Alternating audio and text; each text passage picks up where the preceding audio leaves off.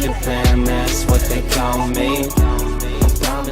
Hey guys, welcome back to my channel. If you're new here, my name's Michelle. And I'm Josh. And we are Americans that live here in the UK. Today we're going to do a video, 10 things that are different UK living versus American living. She's got her simple 10. I got my 10 as well. I do. I'm probably going to feed onto his because we both have different opinions. Yeah, he was reading over my list, guys, and he was actually laughing, so. Laughing? Trash. I did put people walking, so we won't talk about that. We won't do that one, okay? People walk everywhere. I walk inside my house and date them. People do walk more here in the UK. That could be like one of the 10. Because in America, we really don't walk like that. I'd like to say we're a little more lazy. We don't walk. You can't say that. Because there's that one city that might walk a lot. That one city is almost the size of the UK. Some of the states are huge, so if you related the whole, never mind. I know. Okay, so that's why it's good for both of us to be here. This one is the first thing I noticed here that was different. This is simple, guys. Is the mailbox versus the mail slot. That's the first thing. That's really good. That's the first thing you recognize. No, that's not. I recognize them. Not driving on the right side of the road on the. All right. Okay, one of my first topics that I'm going to talk about is the fact that there's no mailboxes here. I thought it was kind of odd at first when I moved here and there was no mailboxes. But then, guys, you get this cute little mail slot that's in your door, and the postman that's driving that little red van, he just brings it and he slides it right in. I thought that was pretty awesome because that's not something in America. Kind of catered to. They do it in America. It's only certain people that have it, though. Not everybody has it. People in America have mail slots? Yes, some of them do. Who's bringing mail to you guys like that? Nowhere I've ever lived is bringing mail to my door. Certain packages, they do. They have mail slots. Well, there, guys. Check one off my list. I might not even really compare the two. Oh, yeah. I'm going to destroy your list. Okay, so I thought, okay, we definitely don't have the little red postman that's delivering the mail. Little red postman? No. Yeah, and his little red van. You got FedEx, UPS. We have that here too. DHL, got them too. All right, number one on your list. Driving on the right side of the road. As soon as I got that airplane, well, I already knew what was going to happen because I've been sourcing cars for a minute, guys. Got out that airplane, we get in there, we're super tired, 12-hour ride, we got 3 kids. But the first thing I noticed, driving on the right side, I felt like I was on the wrong side of the road until we got on the interstate, and then I was like, this feels normal. Yeah, because you don't really notice which side you're on. Yeah, and then the tiny roads on the right side was like freaking us out. Where I was like, we're hitting the bushes in the taxi as we're driving. So that was the first thing on my list that I observed when I walked in. Hers was mailboxes, very different. Okay, well, I'm going to go off to his. So we're going to go with number 3, is the fact that you cannot...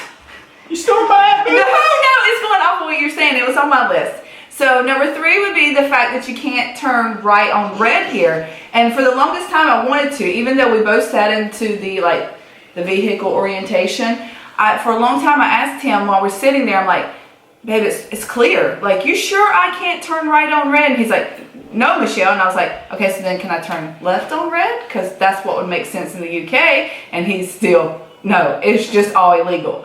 But in the States, it makes traffic go faster if it's clear, or it can make more accidents. But supposedly, if you're paying attention and it's clear to keep traffic going, you can turn right on red. Give that one to you. Yeah? All right, 1 for wifey out of 2 already. That's bad. My next thing is we came in the summertime, and I sweat. I got booty butt all the time. That doesn't sound very good. Sorry if you ladies or men do not appreciate or know what I'm talking about, or you can call it swamp butt. I don't know. And then I get pits, right? We came here in the summer. It was only 2 weeks of summer that year, which was weird.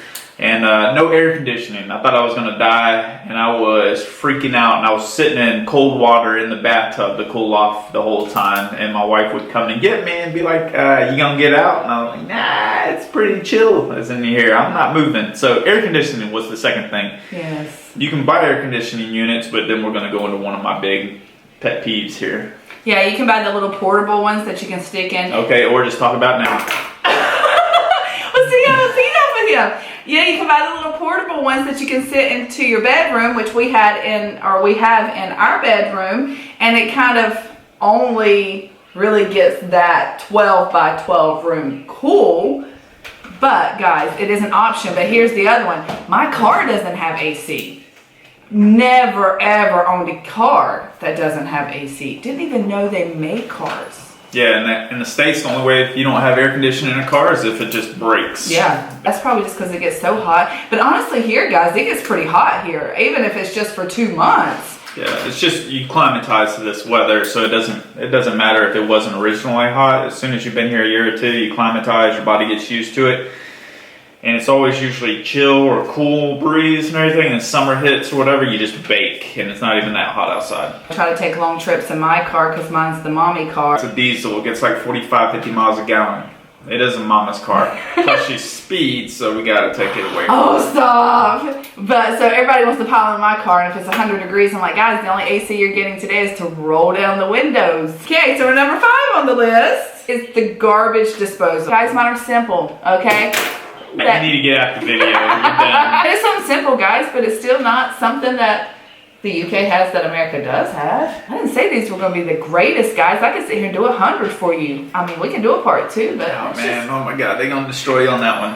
The next one is voltage for appliances. So we step up from 120 to 210? 240. 240. Dang, I was way off. That's by a 30. big whopping. Well, So, actually, now hold on, wait, because they're going to call us out. I think the EU stole 10 of your volts, so now it's a 230 here in the UK. I don't get into all that, so we could say a 230 or a 240. Yeah, I'm not gonna comment on none of that. Y'all already gonna come at us. Bring it. Okay, anyway, so the voltage is definitely a lot higher in the UK. Yeah, so if your electronics aren't dual voltage like a lot of Apple products or PS4s and stuff, then you'll have some issues. But it is nice, guys, when you're trying to dry your hair. Oh, man, my hair's dry like that now. At a 230, 240 watt, hair's done. I mean, phone charges a lot faster. I don't know if that's good for the battery, but okay. Probably not. I mean, we could definitely argue that, but I kind of like it. That's kind of an American style. Faster, faster, faster. Faster with electricity. Y'all need to improve that internet, though. We won't make that one of our lists, guys, but we could easily say the Wi-Fi. Man, it'd be rough. But that's not something that they don't have, so It's we not can't that y'all compare. don't have it. It's just the speed is not there. Yes. So next on my list is washing machine and the dryer to be in the kitchen. And that's not something that would happen in America. We would never have that. We would have laundry rooms. And laundry rooms is not something the UK has. And even some of the apartments in London just don't have dryers in general. And you would never find that in America unless maybe there's that one person that decided not to bring a dryer in their house. I don't know, they hang dry, but there's always somewhere to at least plug it in and have the option of the dryer. Okay. See, I get Some houses have them, not all of them. It's very rare that you'll see a washer and dryer in the kitchen. It's usually small apartments and stuff. in the States. Yeah, I've only seen it a couple times, but yeah, it's very minor. That would have to be like in New York. That's kind of like London, if we'd compare the two. That'd have to be in New York where they're given like a ridiculous amount and theirs is this small too, living space. But I can't imagine just an average home. This next one is sort of both in the States, but it's very rare. It's like on the northwest of the States, but water heaters. To heat the house, there is a water heater in every single room that produces heat. It's rare to have that in the house, but it's one thing that threw me off because it takes a while to get hot in the house. Back in the States, most houses, they have heaters throughout the house, and it's literally as soon as you touch that thermostat, hot air starts cooling off. You gotta wait until these coils heat up with the water here. Okay, hold on guys, because I gotta go after him. But we still have heat pumps.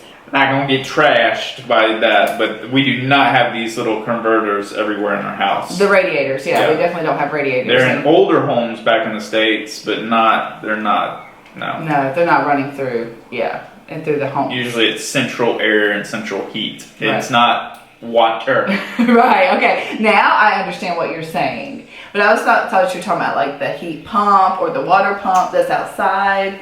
But yeah, the That is radiators. a whole nother thing. That's what I thought you were talking about. But yes, guys, the radiators is not things that are in America. Cheap gas, or as in the UK calls it petrol. You can It find works. cheaper gas in the States. There is no such thing as cheap petrol here in the UK. No. It is expensive. In fact, I about lost my mind. Usually my car takes about $25 to fill all the way up, one of my Supras.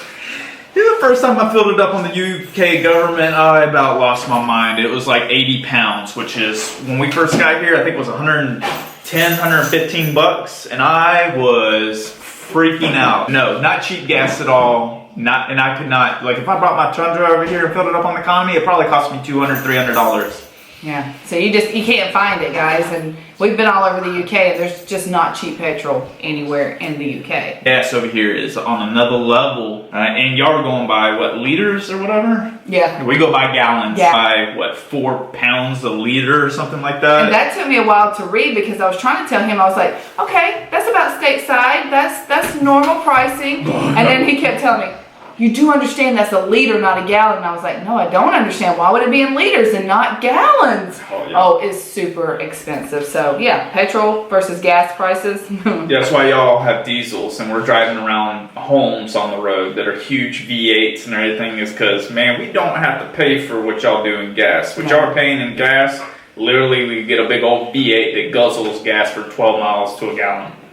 So when y'all judge us, y'all are paying the same amount for them baby cars. Which I wish we had some of those baby cars back in the States because they're really good on gas, but spending the same amount of money for the gas and everything, I mean, save the environment and everything. God dang, y'all paying for it. Next one, electricity and oil to run your heaters and everything. I lost my mind when I paid for my first electricity bill over here. Heating up the house, y'all have electricity and oil. You have a little container out back that you fill up with oil, or if your whole house runs off electricity and everything for the heat. You have two different systems. We have electricity and or wood back in the States to heat it up. The electricity and oil, it's very expensive over here to heat your house up. Y'all pay about 3 or 4 times as much as just turning it on once, twice during the day, 1 in the morning and 1 at night, literally for like 2 hours. I'm running my air conditioning all day and I'm running my heat all day, and I'm still have a lesser bill at the end of the day than what is over here, which throws me completely off because our houses are bigger back in the States. And I about had a heart attack when I first had my first 600-pound bill come in for a month, so it was on another level. Immediately adjusted that.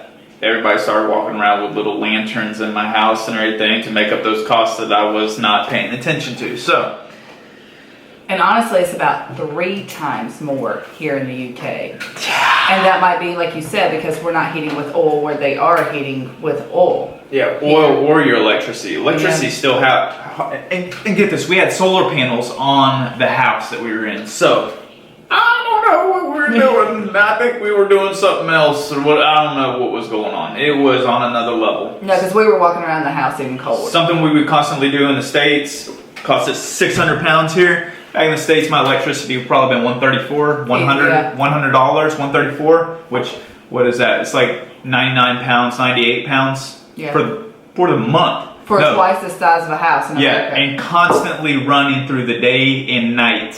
Yes. I maybe turned it on 4 hours total for the heat and electricity in some of these homes, and 600 pounds is insane. Maybe they're trying to make you be conservative. Yeah, I don't know. I like my air conditioning, guys. Daddy doesn't like to sweat. 10, guys, we think. Y'all have limited land and houses to sell, so the markup value is literally, I'd say 6 or 7 times higher than what it is in the States. The house that we first got here, super nice house, don't get me wrong. Very small. I think it was about 1,800 square feet and lots of walls. So very tiny and everything. I went on to Rightmove, the app that we used when we moved over here, and it was 500,000 pounds. Now, when I originally got here, 500,000 pounds was about $800,000 for this house. Size of the lot, the size of the house, the small garage, single garage.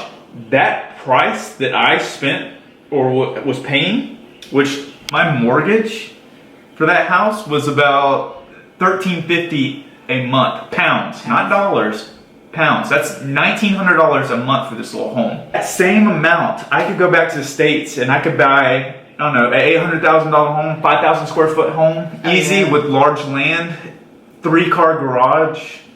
That's in Florida and or North Carolina or South Carolina, a size home that big. $800,000 would buy me a huge size property. Oh gosh, and land and my electricity bill would still be cheaper. okay, so this one didn't even have like the upper end stuff. There was no granite, there was no, and I don't care, like, but what I'm doing is comparing back stateside. If you're spending that, you're going to be walking on marble. Your countertops are going to be granite. Everything's going to be immaculate. This home was so basic. Basic? My floor was paper. It was. Literally paper, ripped up and everything. They're like, hey, sir, you damaged that paper over here. And I was like, oh, sorry, sir. I was like, yeah, the movers, when they brought 1,200 pounds. I was like, I was losing my mind for a second. I was just like, oh my God. No, you're getting real tall back stateside. I was like, I'll go buy some paper and put it back down and cover it up. I'm not paying. What this is, it's like a foam. It's like a squishy foam or whatever. The VAT tax on top of that, right, for the housing and everything, that just threw. No wonder the healthcare system is cheaper and has better, like, funding. Because all the taxes over here on another level with a 20% VAT tax. Oh my God, I lost my mind when we first got here. I'm still losing it. Well, the VAT's and not. I'm going on tangents, my bad. The VAT is not included on clothing and things like that. They're small items. But most people in the UK are buying things that the VAT's going to be included, which are whether cars, sofa, anything that's a big item. Any large amount has a VAT tax associated to it, Yes. which is 20%. Down in Florida, most places are like 4 to 6%. Different tax percentage too. Definitely more expensive to live in the UK. So I would hope that you do definitely get benefits of things like, you know, free healthcare or free point of service. Hope that you liked the video. Definitely like and subscribe, and I'll see you in the next. Bye.